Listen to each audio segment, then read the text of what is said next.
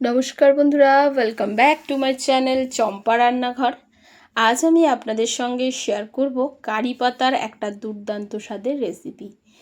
কারি পাতা মাথার চুল পড়া বন্ধ করে, শরীরকে সুস্থ রাখে, চোখের জ্যোতি বাড়ায়, vitamin A, B, C, E, minerals সব কিছু আছে এই কারি পাতায়। এতদিন আমরা কারি পাতাকে ফোড়ন হিসাবে ব্যবহার করে খেয়েছি, যাতে তরকারির মধ্যে একটা সুগন্ধ আসে।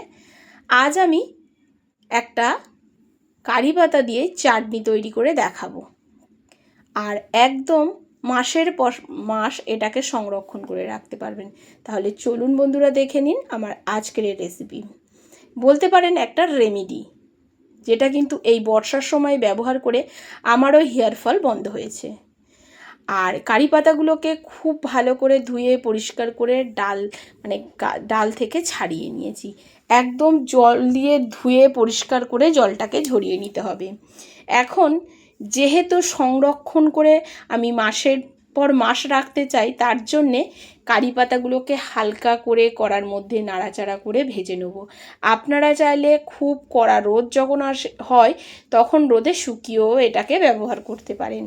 যেহেতু বেশি দিন সংরক্ষণ করে রাখবো আর এই বর্ষার সময়, তার জন্য একটা কড়া বসিয়ে নিয়েছি, আর কড়ার মধ্যে অল্প একটু তেল দিয়ে দিয়েছি, সাদা তেল। আর এই কারি পাতাগুলোকে এখন লো ফ্লেমে নাড়াচাড়া করে একটু ভেজে নিতে হবে। মাথায় রাখবেন কারি পাতার কালারটা যাতে চেঞ্জ না হয়, অর্থাৎ লাল বা কালো না হয়ে যায়। লো ফ্লেমে ভাজলে এগুলো সবুজ যে কালারটা থাকে সেটাও থাকবে, আর সুন্দর মচমচে ভাজা হবে।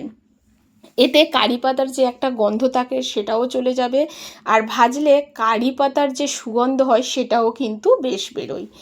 এই কারি পাতার চাটনি খেলে আপনি এই সময় চাটনিটা এইভাবে খেলে আপনি হেয়ার ফল থেকে বাঁচতে পারেন, বা আপনার স্কিন চকচকে হবে, হাড় শক্ত হবে, চোখের জ্যোতি বাড়বে। এমনভাবে আপনাদেরকে তৈরি করে দেখাবো। একটাই উপকরণ, কিন্তু এই কারি পাতার চাটনি খেলে উপকারে ভরপুর বন্ধুরা। এখন দেখুন, খুব ভালো করে নাড়াচাড়া করে কারি পাতাটা ভেজে নিয়েছি। আশা করি বুঝতে পারছেন কারি পাতার সবুজ কালারটা একদম ঠিকঠাক রয়েছে। এবারে এই কারি পাতাগুলোকে আমি অন্য প্লেটে তুলে নেব আর একটু ঠান্ডা করে নেব। হাত দিয়ে আপনাদেরকে দেখিয়ে দিচ্ছি ঠিক কতটা মচমচে ভাজা হয়েছে। কারি পাতা কিন্তু মিঠা নিম পাতা। আমরা যে তিতো নিম খাই, তিতো নিম পাতাও ঠিক এইভাবে ভেজে খাওয়া যায়। আর এটা হচ্ছে মিঠা নিম পাতা, কারি পাতার আর এক নাম। আপনারা কি বলে থাকেন সেটা অবশ্যই কিন্তু জানাবেন। কারি পাতাটাকে হাত দিয়ে দেখিয়ে দিচ্ছি, দেখুন একদম মচমচ করছে আর এইরকমভাবে গুঁড়ো হয়ে যাচ্ছে। এইভাবে ভেজে নিতে হবে। এবার সাইডে এটাকে তুলে নিচ্ছি একটা প্লেটে, আবারও কড়াটাকে বসিয়ে দিচ্ছি। এবার চাটনির মধ্যে কিছু মশলা এমন ব্যবহার করতে হবে যাতে চাটনিটা হয় চটপটা, যেটা ভাত, রুটি, পরোটা, আপনি ধোসা, ইডলি সব কিছুর সঙ্গে খেতে পারবেন। আবারও দিয়ে দিচ্ছি তার মধ্যে একটু, কড়ার মধ্যে একটু তেলের মধ্যে এখন দিয়ে দেবো গোটা জিরা, দিয়ে দেবো এখানে গোটা ধনিয়া, দিয়ে দেবো এখানে চানা ডাল 1 চামচ। এবার এগুলোকে নাড়াচাড়া করে ভাজতে হবে।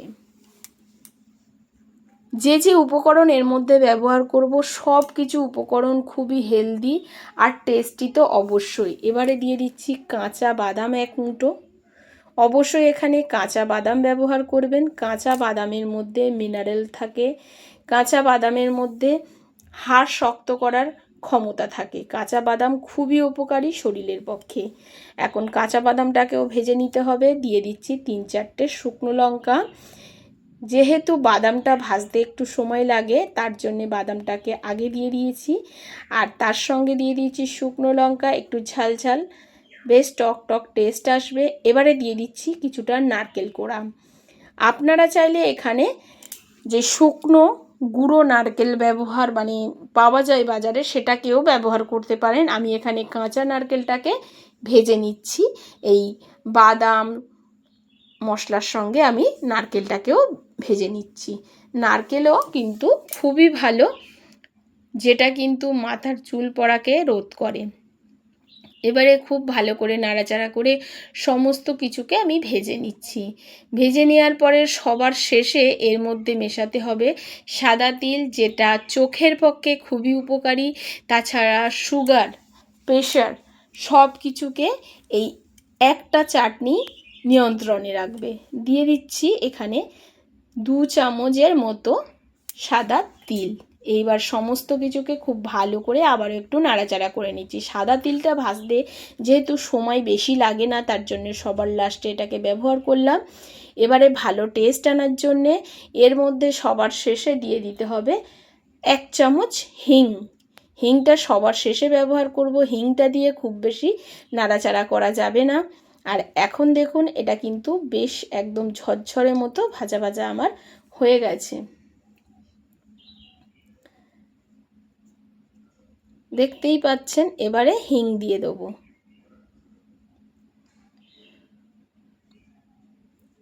এক চামচ হিং আমি এর মধ্যে ব্যবহার করলাম, এতে একটা সুন্দর সুগন্ধ আসে। হিংটাকে দিয়ে একটু নাড়াচাড়া করে এবারে গ্যাসের ফ্লেমটাকে অফ করে দেবো আর এগুলো সব ঠান্ডা হওয়ার জন্য অপেক্ষা করব।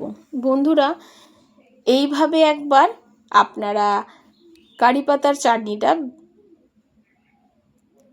করে মানে মাসের পর মাস রেখে দিতে পারেন, তারপরে খেতে পারেন।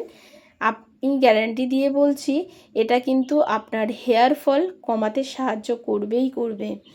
এখন এটাকে ঠান্ডা হতে দেবো মশলাগুলোকে, আর কারি পাতাগুলোকে খুব ভালো করে আমি হাত দিয়ে গুঁড়ো করে নিচ্ছি। দেখুন, ঠান্ডা হলেই গুঁড়োটা করবেন, না হলে কিন্তু হাত পুড়ে যাওয়ার সম্ভাবনা থাকে।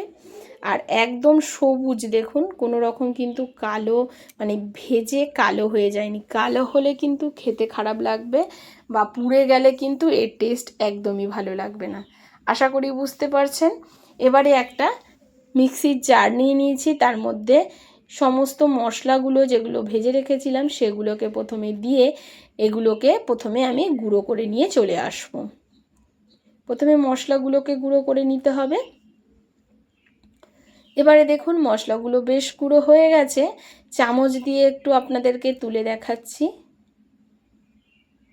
এই রকম থাকবে। এবারে এর মধ্যে দিয়ে দিতে হবে কারি পাতাগুলো।